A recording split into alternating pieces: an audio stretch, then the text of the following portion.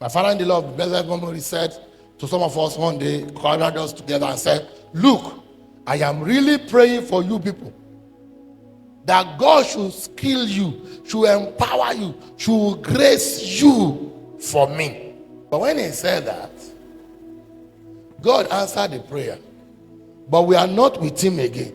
But that answer, that enablement, that strength, that power, that capacity that he has prayed for, that we have received from the Lord, is what we are still using to today.